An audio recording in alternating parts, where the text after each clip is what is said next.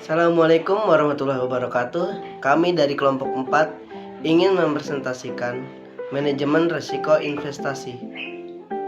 Manajemen risiko investasi. Dalam manajemen risiko, kita perlu menganalisa risiko-risiko apa saja yang ada. Beberapa besar peluang risiko tersebut terjadi beserta beberapa kerugian yang akan dialami.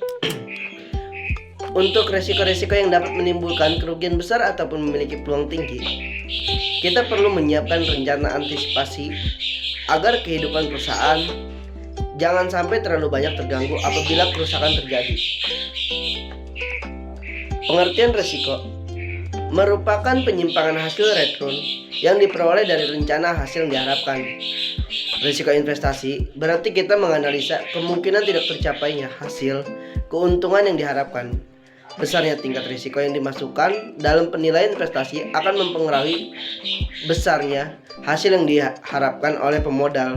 Tujuan manajemen risiko terbagi menjadi 3. Yang pertama, melindungi perusahaan dari risiko ekonomi yang merugikan. Yang kedua, melindungi rencana keuangan tetap lancar dan tak terganggu. Dan yang ketiga, menjaga penghasilan perusahaan sehingga perusahaan tersebut bisa diperlakukan untuk hal-hal yang penting untuk keberlangsungan hidup perusahaan. Terima kasih. Akan menjelaskan tentang metode dalam manajemen risiko. Pertama, risk avoidance merupakan metode yang dilakukan dengan cara menghindari hal-hal yang menimbulkan risiko. Misalnya, demi menghindari kerugian, sebuah perusahaan memutuskan untuk tidak lagi memproduksi beberapa produk yang biaya produksinya mahal. Yang kedua, segregation. Metode ini dilakukan dengan cara memisahkan orang atau barang yang dapat menyebabkan kerugian. Misalnya, memisahkan beberapa karyawan perusahaan yang tengah berkonflik, entah itu memutasi ke divisi lain atau ke cabang lain.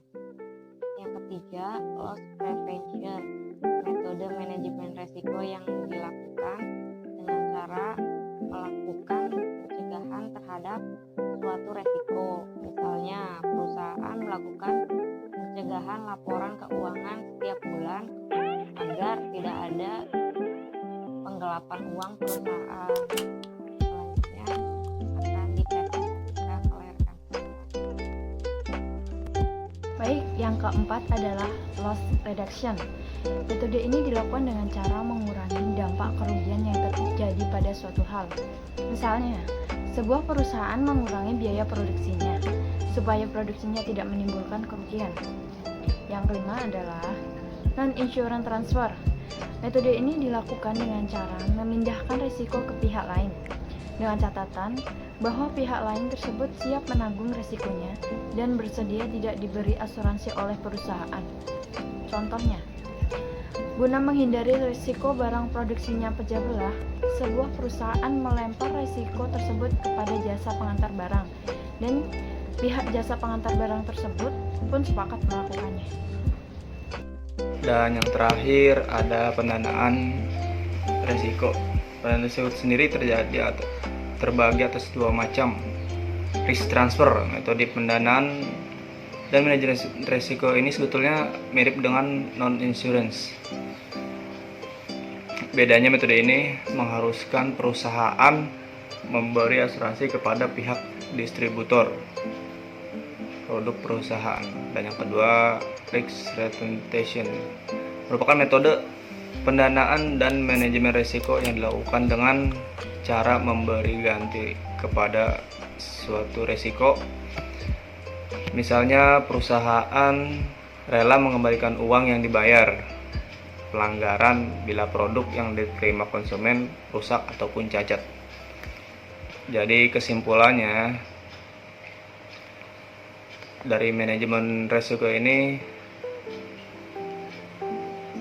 dalam manajemen risiko ini kita perlu menganalisa risiko-risiko apa saja yang ada yang dapat menimbulkan kerugian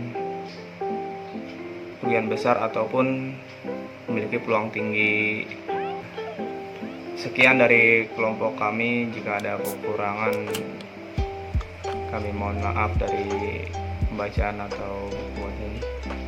Wassalamualaikum warahmatullahi wabarakatuh.